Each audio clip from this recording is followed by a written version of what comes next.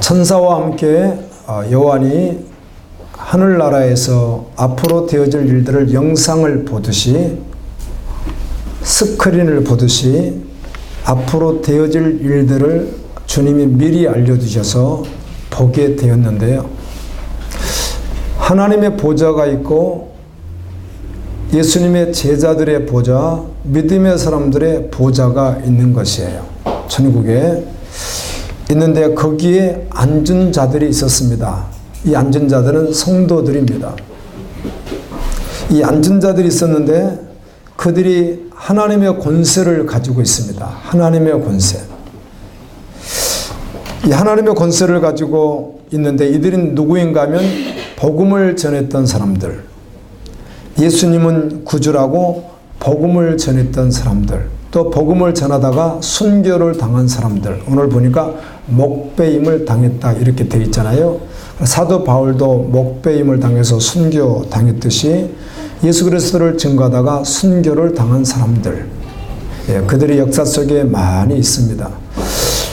그래서 믿음의 사람들 가운데는 간혹 이렇게 독백처럼 또 신앙의 고백처럼 고백하죠. 와, 나도 목배임 당해서 순교하면 영광스럽겠다. 이렇게 사실 그 상황이면 무섭기도 하고 두렵기도 하고 그러겠죠.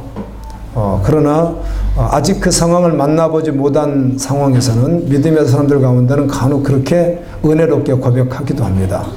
와, 나도 세상에서 그냥 살다가 수명돼서 죽는 것보다 살다가 80 먹고 90 먹고 100살 먹어서 수명이 다 되어서 아파서 죽는 것보다는 젊을 때 한참 힘이 있을 때 주님으로만 살다가 예수님 때문에 목배임을 당해서 죽임을 당한다면 영광스럽겠죠. 무슨 말인지 무섭습니까? 그렇잖아요. 가장 젊을 때, 가장 힘이 있을 때, 가장 왕성할 때 주님의 일을 생명을 다해서 하다가 순교한다면 이보다 더 영광스러운 일이 어디에 있겠습니까? 아멘. 우리는 날짜 이렇게 세다가 그냥 먹고 살다가 먹고 싸고 이렇게 살다가 죽는 그런 자가 아닙니다. 세상 사람들이 그렇게 하는 것이고요. 예수 믿는 사람은 주님을 위해서 살다가 주님을 위해서 죽는 것입니다. 그런데 이 목배임을 당한 자들, 우리는 선교 역사를 통해서도 알 수 있습니다. 선교 역사를 보게 되면 선교가 영국에서도 시작되고 독일에서도 시작되고 스코틀랜드에서도 시작되고 호주에서도 시작되고 미국에서도 시작되는데 초창기 선교사님들은 연세가 있는 분들은 거의 없었고요.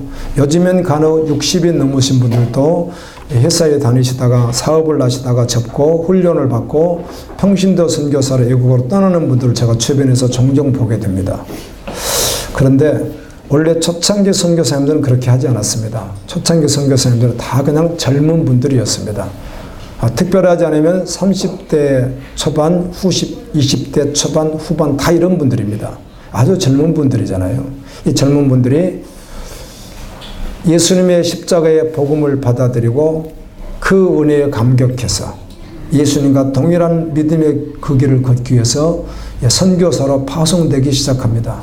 중국으로, 인도로, 아프리카로, 후에는 한국까지도 파송되는데 그분들이 오셔서 오래 사신 분들이 별로 특별하지 않으면 초창기 분들은 오래 살지 않습니다. 왜 그런가 하면 초창기 선교사님들은 가면은 핍박을 당했고 우리나라도 동일했잖아요.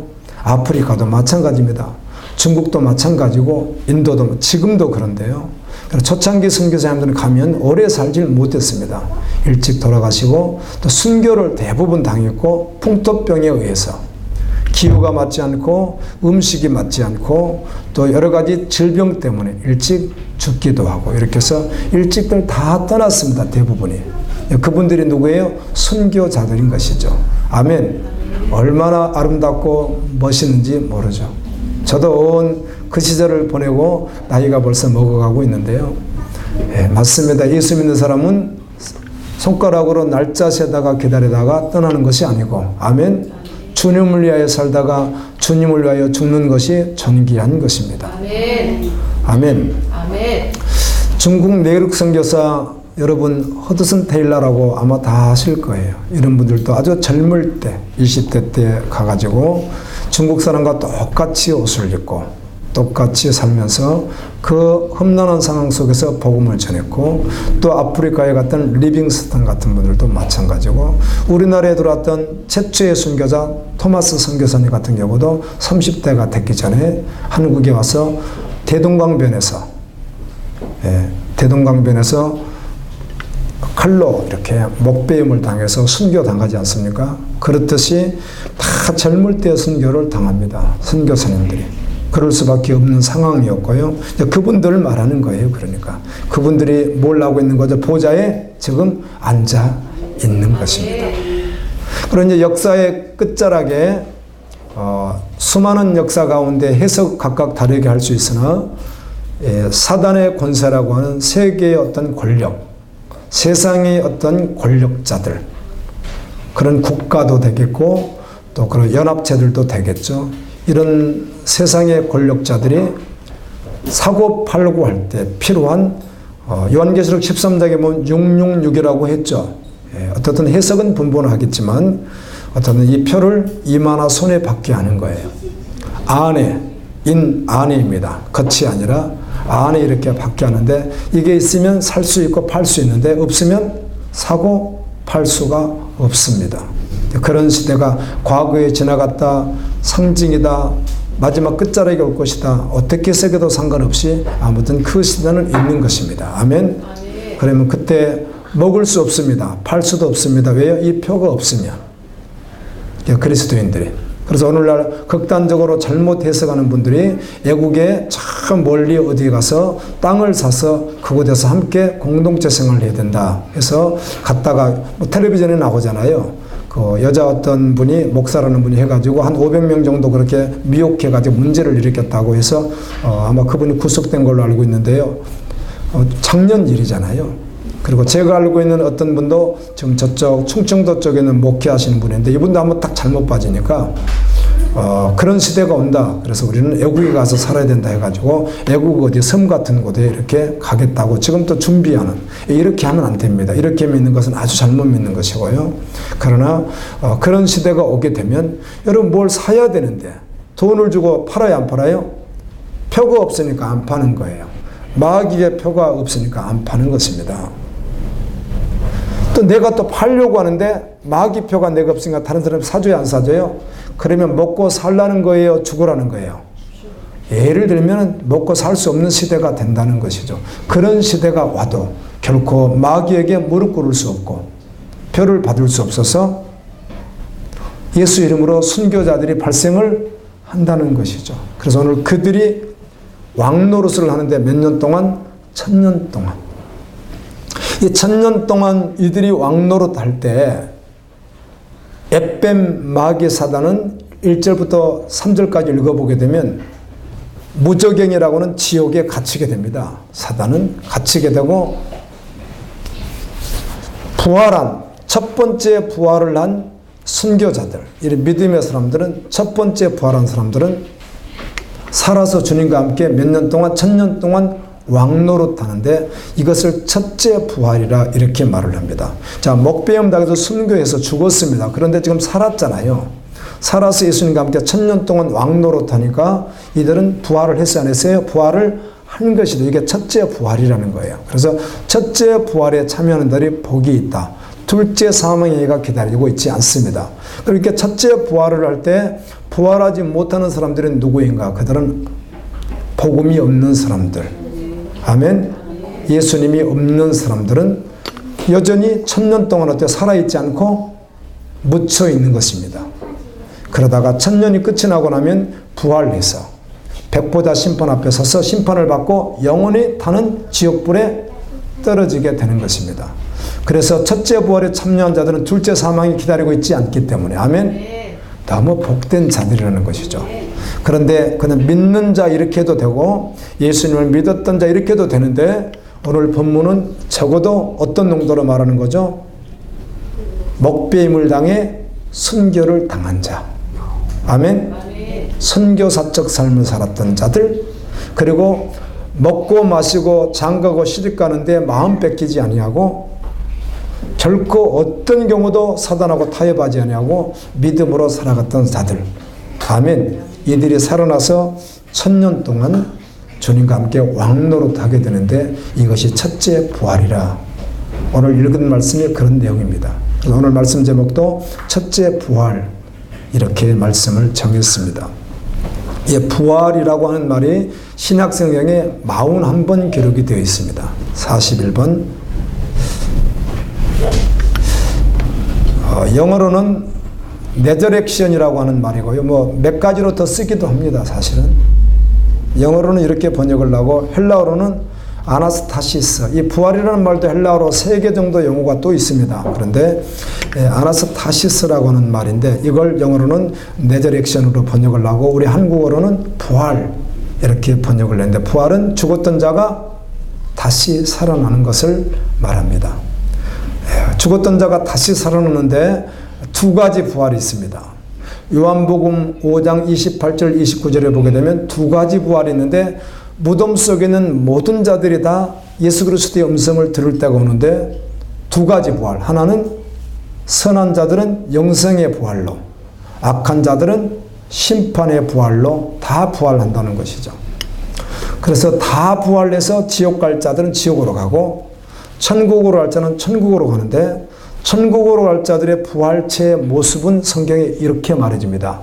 이 부활체, 부활하면 어떤 모습으로 부활할 것인가? 천사와 같고 예수님과 같고. 아멘. 영원히 죽지 않는 몸을 입고 영원히 천국에서 산다는 것입니다. 오늘 이 부활주일이라 아마 전 세계적으로 부활주일에 대한 메시지가 증거될 가능성이 많은데요.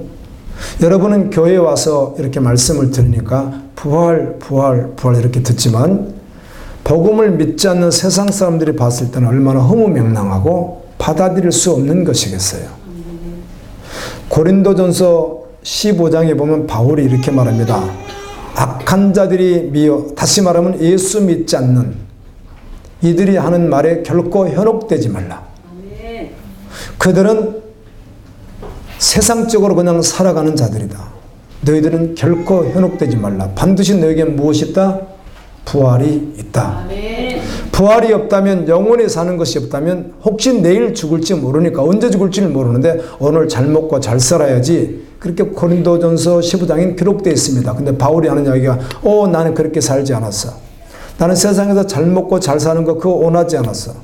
나는 복음을 전하다가 맹수의 밥이 될 뻔하기도 했고, 돌에 맞아 죽었다는 말만 사도행전에 2번 나오잖아요. 돌에 맞아서 죽도록 때립니다. 사람들이 복음을 전한다고 바울을. 그래서 강주리로 타고 내리고 던져버리기도 하고, 그런데도 또 벌떡 일어나서 뭘 하죠? 복음을. 아까 목사님 그 찬양하면서 멘트 하시던데요. 이 얼마나 얻어맞았는지 몰라요. 에베소, 누스드라, 이고니온, 더베 이런 지역에서 복음을 전하다가 1차 전도 여행이거든요. 이때 복음을 전하다가 얼마나 두들겨 맞는지 몰라요. 특별히 유대인들과 그 지역 사람들에게. 그래서 거반 죽게 됐어요. 그런데 살아나가지고 일어나자마자 또 뭘 해요? 복음을 전해요, 바울이. 아멘. 하는 이야기가 천국도 없고 부활도 없으면 나같이 어리석은 사람이 어디 있겠는가? 나는 내가 가졌던 국회의원의 직분, 법학 박사의 직분, 세상에서 누릴 수 있는 모든 집, 명예, 돈 다 내려놓고 배설물처럼 똥처럼 내려놓고 나는 예수님의 제자가 되어 달려가고 있는데, 천국도 없고 부활도 없으면 나같이 어리석은 사람이 어디 있겠는가? 아멘. 그래서 천국과 부활이 있기에 그렇게 이야기를 하다가 고린도전서 15장 58절에서는 사랑하는 형제들아, 주를 위해서 생명을 다하여 헌신해라. 아멘. 수고해라. 너희의 수고가 결코 헛되지 아니하리라. 아멘.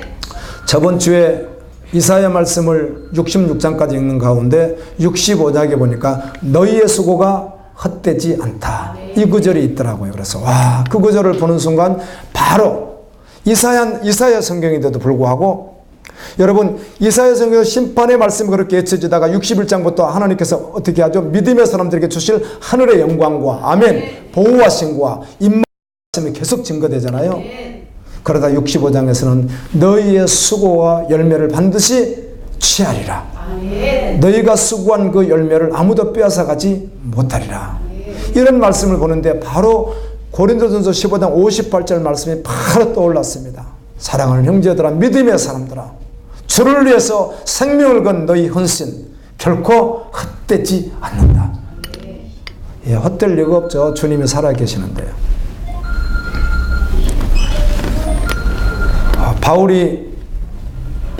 우리는 바울을 잘 알고 있습니다. 그래서 믿음의 사람들은 예수님처럼 바울처럼 살고 싶다고는 가스펠 찬양도 있습니다. 예수님처럼 바울처럼 그렇게 살 순 없을까? 아멘. 이게 찬양, 가스펠 찬양도 있습니다. 예수를 믿는 사람들은 바울처럼 살고 싶거든요. 근데 바울이 어떻게 살았는데, 바울처럼 살고 싶다고 입으로만 고백하는 것이 실제가 된다면 바울은 자신을 다 내려놓고, 아멘입니다. 예수님을 따라서 부활을 증거하고 핍박과 고난을 온몸으로 받다가 마지막에 로마에 가서 목배임을 당해서 순교를 당했던 사람이 사도 바울입니다. 그가 지금 어디에 있는 거예요? 요한계시록 20장 4절에 보니까 보좌에 앉아서 뭘 하고 있는 거죠? 열방을 심판하는 자리에 자기가 원래는 심판받아야 될 대상이었으나 그리스도 안에서 복음으로 하나님의 사람이 되었고, 그리고 주님을 위해서 달려가다가 순교했던 그는 이제는 심판을 받아야 될 그가 어때요? 열방을 심판하는 예수 그리스도의 권세를 가지고 그 보좌에 앉아 있는 것을 요한이 본 것이죠. 아멘입니다. 우리가 그래서 소망하는 거예요. 그날을 그곳에 가는 것을. 이 불교에는 다비식이라고 하는 거 있잖아요. 그래서 불교 중들이 죽으면 불로만에 태워서 없애더라고요. 여러분 불교를 정확히 여러분 알아야 합니다. 이 불교는 제가 한국에 있는 중들, 이 가짜 중들이 너무 많아서 문제고요. 중들도 가짜 중에 정말 많습니다. 사이비 중들이. 그런데 동국대를 정식으로 졸업하고 그 다음에 중 공부를 하고 그렇게 해서 중이 된 사람들도 있거든요. 정말 학자적인 그런 중들이 있습니다. 배움도 많이 가지고, 그리고 명실상부 중이라고 하는 사람들이 있고요. 나머지는 대부분 깎아중이라고 해가지고 땡중이라고 해가지고 죄송합니다. 가짜 중들이 너무 많고요. 무당식 같은 중들이 많은데 진짜 중들이 있습니다. 진짜 중들은 지금 보통 절에서 하는 것들을 싫어합니다. 그래, 원래 불교는 제사가 원래 없습니다. 제사가 불교가 한국에만 있지 불교는 원래가 제사가 없습니다. 제사는 어디에서 있는 거죠? 유교에 있습니다. 유교에. 그래서 불교는 원래 제사가 없는데 제사를 드리고요. 그래서 가면은 명부전, 칠성각 이런 것들이 있습니다. 대웅전은 석가에게 하는 곳, 명부전은 죽은 사람 이름 다 올려놓은 거 아시죠? 그리고 초파일날 가서 제사 전해주고, 그 자기 부모나 가족이 죽으면 이름 올려주는 거 있잖아요. 칠성각 아들, 딸 잘 낳게 해달라, 소원성 제도가 비는 곳. 원래 이건 불교에 없습니다. 원래 불교는 뭐죠? 해탈이잖아요. 깨달았다는 것 아니겠어요? 그래서 그런 것들은 다 변질된 것이고요. 지금 불교는 불교가 변질됐듯이 기독교 안에도 변질된 게 얼마나 많습니까? 그리고 교회에서 구하는 것들도 불교식으로 구하는 것들이 되게 많죠. 소원성취 문제 해결 잘 되는 거 이거 구하잖아요. 근데 그거 잘못됐다는 것이 아니라 그것도 잘못하면 우상숭배적이거든요. 불교는 원래 깨달음입니다. 그래서 불교 한국의 중들이 정상적인 중들이 우리하고 대화를 하면 그들이 정직하게 이렇게 말합니다. 그들 강의를 내가 들어봤고요. 그들 철학을 알고 있고 불교가 뭐라는 건 우리 알고 있습니다. 근데 불교는 뭐라고 하냐면 천국이 있다 이렇게 말을 하면요. 뭐라고 하는지 아세요? 불교. 이 깎아중들 말하는 게 아니라 속이는 자들 말하는 게 아니라 정상적인 불교 중들 말하는 거예요. 지도자들. 이들은 이렇게 말합니다. 천국이 있다고 하면은 당신이 있다고 하면 있습니다. 이렇게 해줍니다. 저는 없는데요. 그럼 당신은 없습니다. 이렇게 이야기해주고, 그럼 지옥은요, 있다고 하면 있고, 없다고 하면 없습니다. 자, 잘 들어보세요. 진짜 그렇게 말하면 이게 불교입니다. 정확하게. 자, 천국이 있다고 하면 있고 없다고 하면 없고, 극락이 있다고 하면 있고 없다고 하면 없고, 지옥이 있다고 하면 있고 없다고 하면 없고, 부활을 한다고 하면 하고 안 한다고 하면 안 하고. 이게 말이 안 되는 거죠. 이게 무슨 말인가 하면 그냥 당신 마음에 깨달은 대로 알고 살으라 그 말이에요. 실제로는 그것이 있는 것이 아니라는 거예요. 실제로 천국이 있는 것도 아니고 지옥이 있는 것도 아니고 극락이 있는 것도 아니고 또 부활이 있는 것도 아니지만 원래 그건 없어요. 없는 것이에요. 그런데 내가 마음으로 어때요? 믿으면 당신이 있다고 믿고 살으라는 거. 어차피 죽으면 끝나는 거니까. 살았을 때 있다고 어떻게 하라는 거예요? 믿고 살으라는 거예요. 나는 또 안 믿고 살면 안 믿고 살으라는 거예요. 믿는 사람이 옳고 안 믿는 사람이 옳지 않고 이게 없습니다. 둘 다 똑같이 깨달았다는 거예요. 이게 똑같이 깨달았다 이 말. 이게 불교예요. 불교. 말도 안 되죠. 무슨 말장난도 아니고. 이게 정말 불교입니다. 이게. 불교인들이 불교를 모르고 다니는 분들이 훨씬 더 많고요. 제가 말하는 불교는 정말 불교, 정통 불교에서 말하는 불교를 말하는 거예요. 그런데 있어요, 없어요? 천국이? 없어요. 이 사람들이 없는데 있다고 내가 우기요. 그러면 당신은 있습니다. 언제까지? 살아있을 동안만. 있다고 믿고 사는 거예요. 없으면 없다고 믿고 사는 거예요. 교회에서 이렇게 믿으면 안 됩니다. 교회에서 이렇게 믿으면 그의 삶의 변화가 일어나지 않습니다. 생명될 수도 없습니다. 있다고 하면 있고 없다고 하면 없습니다. 이게 정통 불교예요. 실제로. 이건 제 말이 아니에요. 전 세계 불교인들 다 모아놔 보세요. 정통 불교인들을요. 수만 명 모아놔 보세요. 중들이요. 똑같이 이렇게 말을 해요. 가짜 중들이 사람들을 현혹시켜서 막 이렇게 해서 그렇지 진짜 중들은 그렇게 말하지 않아요. 그냥 마음일 뿐이라는 것이죠. 없는데 그 마음으로 그냥 만들어서 믿는다는 거예요. 난 천국이 있어야 하고 세상 떠날 때까지 뭘 믿어요? 나 천국이 있다고 막 믿고 사는 거예요. 그러니까 믿고 살다 보면 교회도 나오게 되고 예배도 드리게 되고 찬양도 하게 되고 전도도 하게 되고 헌금도 하게 되고. 근데 실제로 있다 없다? 없는데 있다고 지가 믿으니까 그렇게 한다는 거예요. 그런데 안 다니는 사람은 나는 없다고 믿으니까 그렇게 안 하는 거예요. 교회를 안 오고. 이게 불교에서 하는 말이에요. 없다고 안 다니는 사람도 있다고 다니는 사람도 똑같이 다 어떤 사람이라는 거죠. 해탈만 했다면 그가 곧 옳다는 거예요. 이게 불교입니다. 불교. 우리가 그렇게 믿습니까? 예수님의 부활은 팩트잖아요. 실제라는 것입니다. 중들은 성경을 읽은 중들이 되게 많을 텐데 읽어본 중들이 많을 거예요. 그런데 그렇게 헛소리를 하는지는 잘 모르겠지만 성경은 적어도 이렇게 기록하니까 우리가 정확하게 말씀 앞에 부딪혀야 되는 거예요. 감정, 눈물 이런 걸로 부딪히는 게 아니라 냉정하게 하면 자기 인생을 걸고 정확하게 부딪혀야 되는 거예요. 말씀 앞에. 부활은 역사적 사건이잖아요. 요한복음 18장 3절에 보면 가룟 유다, 예수님의 제자였던 가룟 유다가 군사들과 대제사장들과 바리새인들에게서 얻은 그 사람들을 데리고 횃불 들고 또 등불 들고 무기, 어떤 데는 몽치라고 했습니다. 무기를 들고 예수님을 잡으려고 갔잖아요. 그때 겟세마네 동산, 제가 겟세마네 동산 예수님이 기도했다는 장소에 가서 이렇게 봤는데요. 있어요, 그곳이. 그곳에 예수님이 기도하셨대요. 겟세마네 동산이 말씀드렸는데 아주 적은 산이라고요. 큰 산이면은 여길까 저길까 혼동할 수는 너무 적다 보니까 거기가 비슷하게 맞을 수밖에 없어요. 아주 적은 산이에요. 민둥산이에요. 조그마한 산. 예수님이 그곳에서 기도하셨잖아요.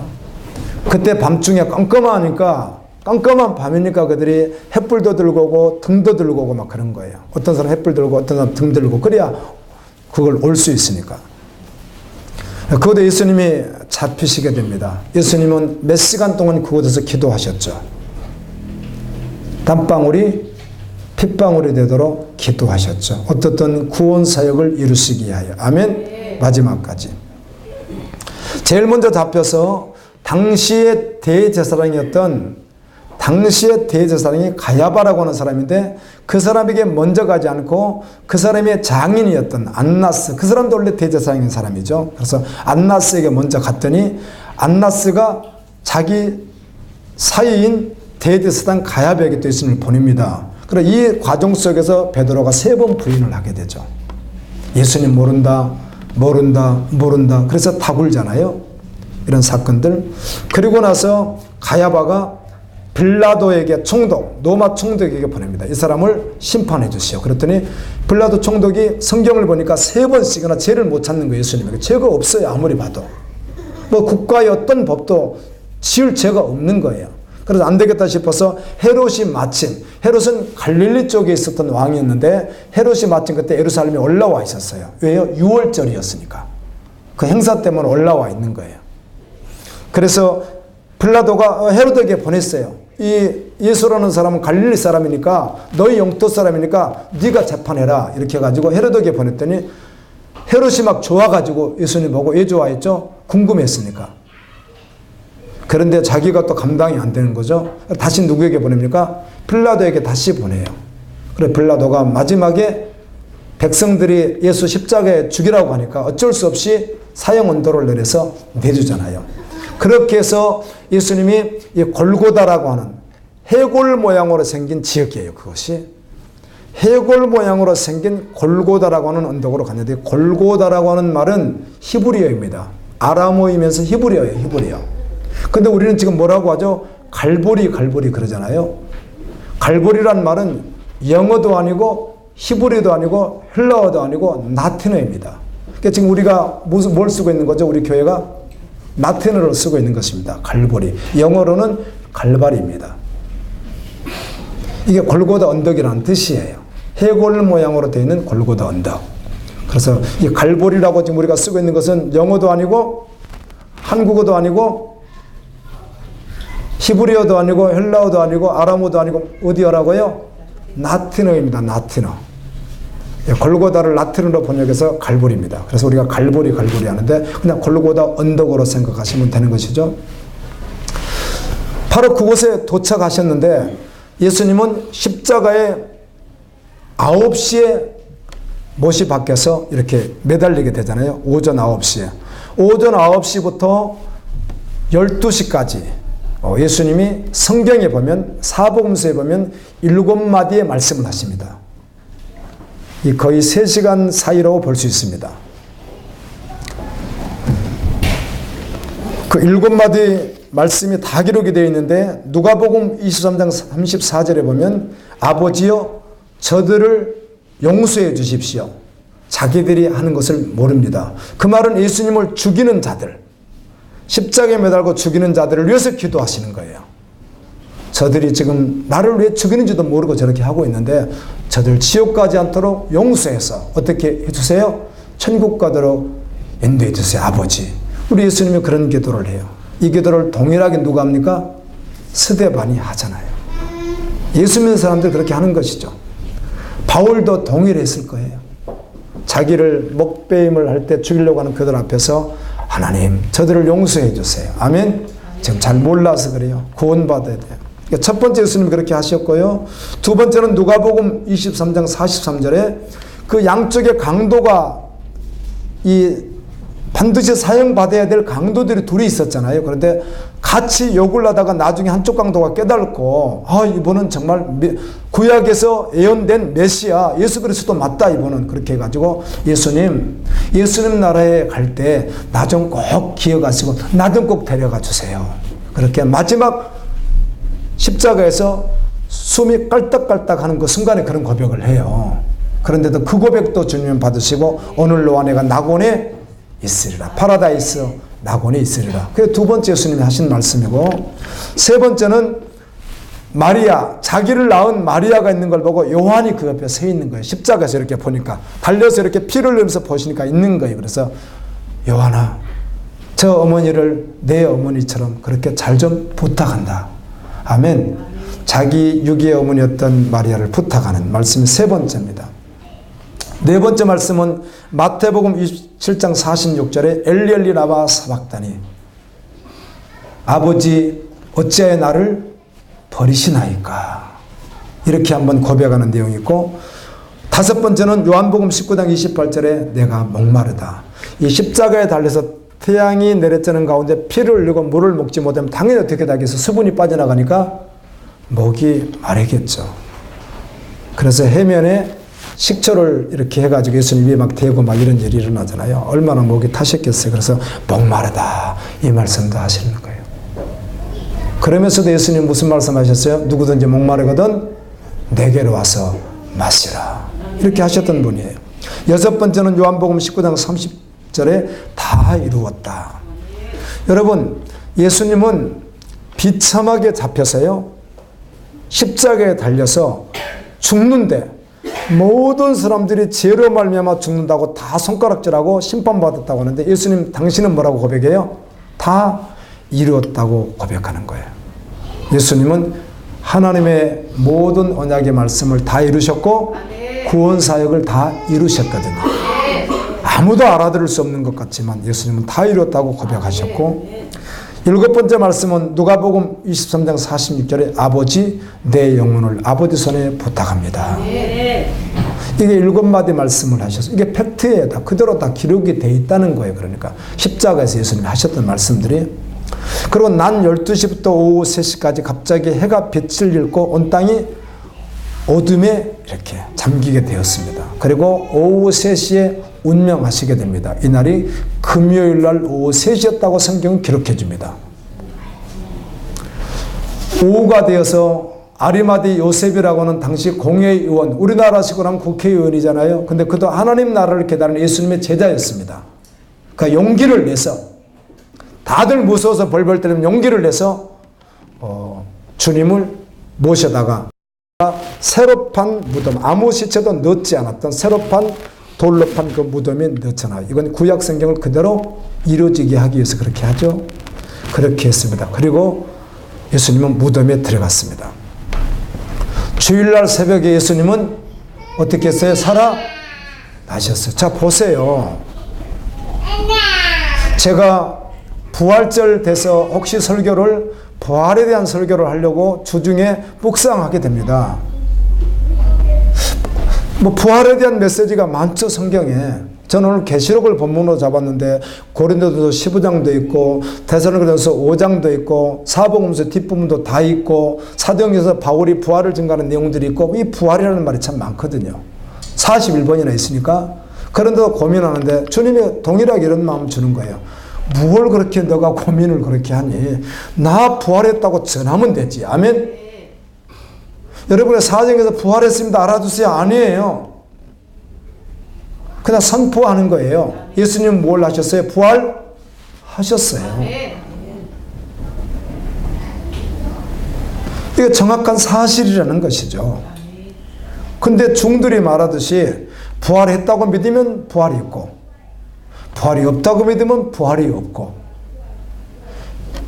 이런 정말 뭐 말도 안 되는 이런 말장난 같은 소리를 하는 게 불교예요, 불교.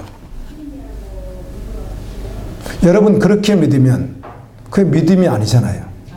아멘?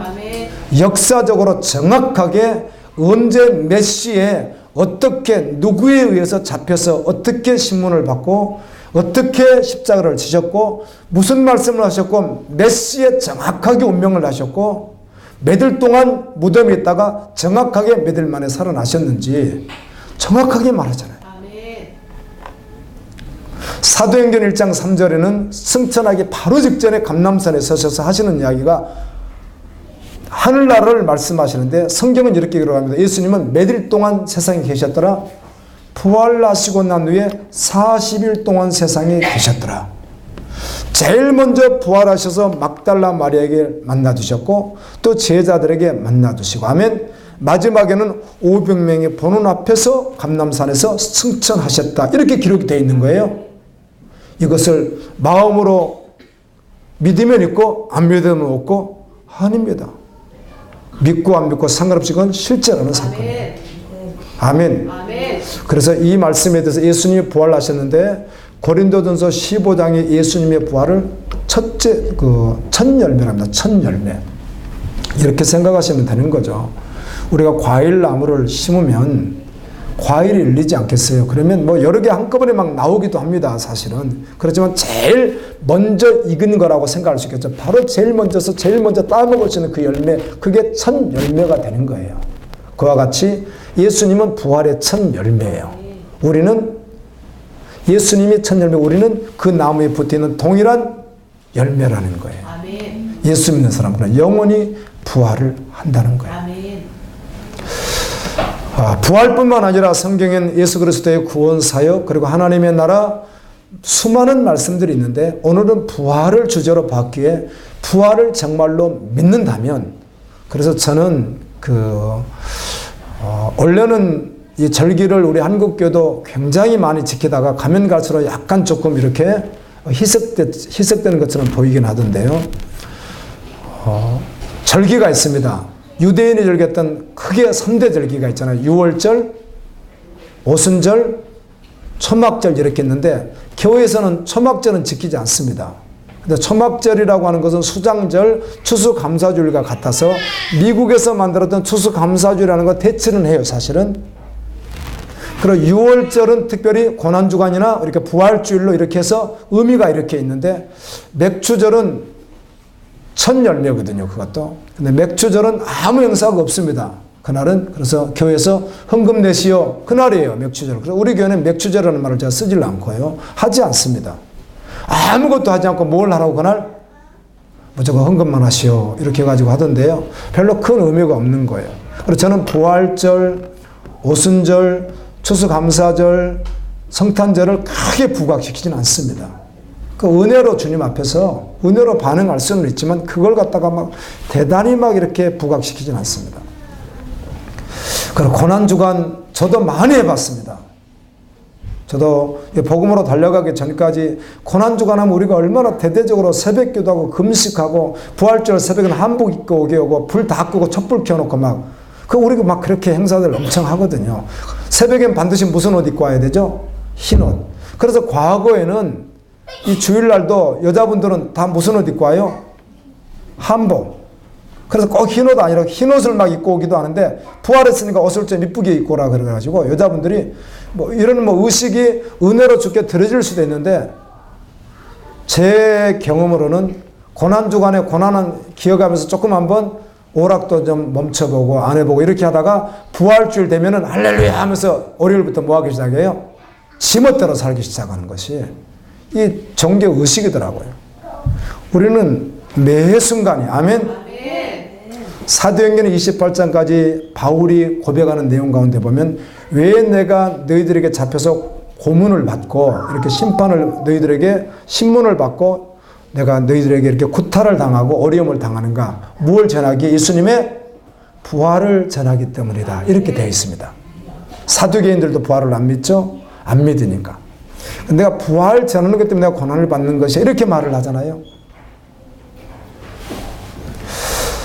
오늘도 우리가 정말 부활을 믿으면, 아멘. 여러분의 삶에 어떤 영향을 주고 있느냐는 것입니다. 자, 구약 성경에 대하여 신약은 이렇게 말합니다. 말씀드린 대로 신약 27권 말씀 가운데는 구약 말씀이 몇 번 이렇게 기록되어 있죠? 270번이 기록되어 있으니까 굳이 말한다면 한 권에 10번씩 기록됐다고 할 만큼 270번이 기록됐습니다. 구약 성경이, 신약이만. 제가 그걸 한번 적어봤는데요. 몇 번인지, 마태복음에 몇 번, 마가복음에 몇 번, 누가복음, 이게 내가 한번 다는 말하지 않겠습니다. 마태복음에 46번 구약 성경이 기록되어 있습니다. 또 마가복음에는 18번, 누가복음에는 25번, 요한복음은 19번, 사도행전 22번, 로마서가 제일 많습니다. 50번, 히브리서 35번, 그 두 번째가 마태복음 46번. 이게 구약성경이 그렇게 많이 기록이 되어 있어요. 그런데 이 구약성경은 다 누굴 말하는 거예요? 예수 그리스도를 말하는 거예요. 예수 그리스도의 오심, 예수 그리스도의 십자가 죽으심, 예수님의 부활하신, 예수님 다시 오심, 영원한 하나님의 나라가 구약에 기록됐다는 거예요. 아멘입니다. 아멘. 그래서 이걸 믿었던 구약의 성도들에 대해서 히브리서 11장은 믿음장이라고 하잖아요. 그래서 히브리서 11장에는 이미 구약의 아브라함도 기록이 되어 있고, 에녹도 기록이 되어 있고, 순교했던 아벨도 기록이 되어 있고, 모세도 기록이 되어 있고, 아멘입니다. 사무엘도 기록이 되어 있고요. 이들이 뭘 믿었다는 거예요? 예수 그리스도의 부활을 믿었다는 것입니다.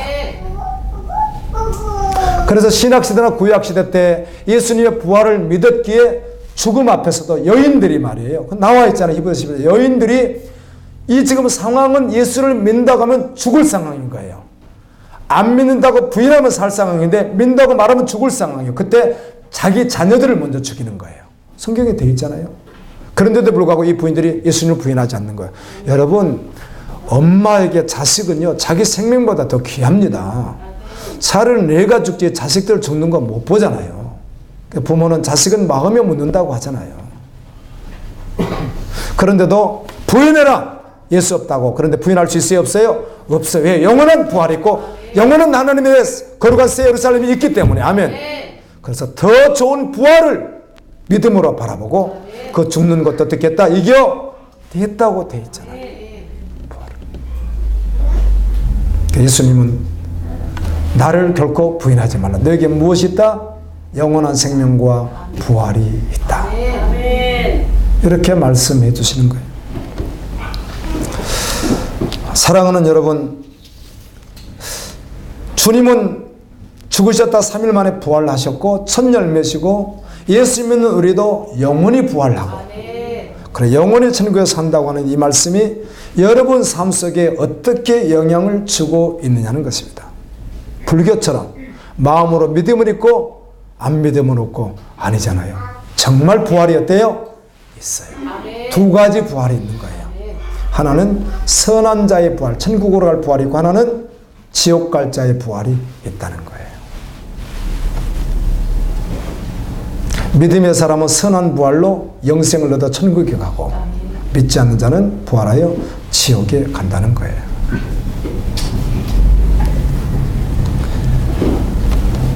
이 말씀을 믿음으로 취하고 여러분의 삶의 변화를 일으키고 아멘. 그 부활신앙으로 살아갈 수 있기를 예수님의 이름으로 축원합니다. 정말 부활을 믿는 성도는 여러분 성도는 아프지 않습니까? 성도는 사업이 다 잘 됩니까? 성도는 교통사고도 일어나지 않습니까? 성도가 탄 배는 절대로 파산되지 않습니까? 성도가 탄 비행기는 결코 추락하지 않습니까? 그렇지 않습니다. 성도도 아프기도 하고 교통사고도 나고 사업이 실패도 하고 여러 상황들이 있을 수 있습니다. 아멘. 그런데 정말 부활을 믿는 성도는 어떤 상황 가운데 흔들리지 않는다는 거예요. 고린도전서 15장 그 장관 부활장이라고 합니다. 고린도전서에서 제일 깁니다. 58절까지 되어 있습니다. 계속 부활을 말합니다. 마지막에 사랑하는 형제들아 견고하여 반석과 같이 아주 흔들리지 말고 아멘. 그 믿음을 견고하게 붙들고 흔들리지 말고 끝까지 몰려라. 주를 위해서 수고해라. 주를 위해서 살아라. 너희의 수고가 절대로 헛되지 않는다. 이 말씀이 부활을 계속 말씀하고 마지막 한 절 도장을 확 찍어주는 말씀이에요.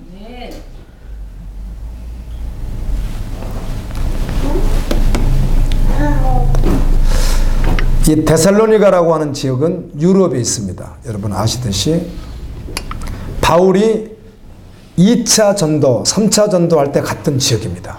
그래서 교회가 세워집니다. 초대교회 교회가 세워졌는데 성도가 많으면 얼마나 많겠어요? 초대교회 당시에 그 이방 나라에. 그런데 이 데살로니가 교회가 이 성경을 보게 되면 신약성경 가운데 제일 먼저 쓰여진 성경이 데살로니가 전서입니다. 약 한 53년경에 쓰여졌다고 봅니다.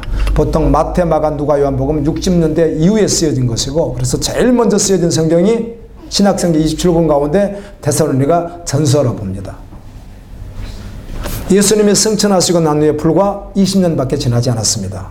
이때 바울이 애국 다니면서 선교를 하는 가운데 데살로니가 교회에 선교를 했고 그때 믿는 자들이 있어서 데살로니가 교회가 된 것이죠. 그런데 늘 말씀드리지 기독교 첫 단계는 어느 나라에서도 반드시 뭐가 있다? 예, 이 기독교의 역사는 독특합니다. 반드시 처음 시작하면 어디서든지 반드시 뭐가 있어요? 핍박이 있고 고난이 있고 죽음이 언제나 있습니다. 그런데 이게 지나가다 보면 이제 핍박도 없어지고 고난도 없어지면 신실한 그리스도인들도 있지만은 그때부터 또 발생하는 것이 변질입니다. 평화의 시대가 오면 반드시 가짜 그리스도인들이 판을 치는 교회 안의 모습으로 바뀝니다. 이게 성경에 있는 사이클이에요. 신기해요.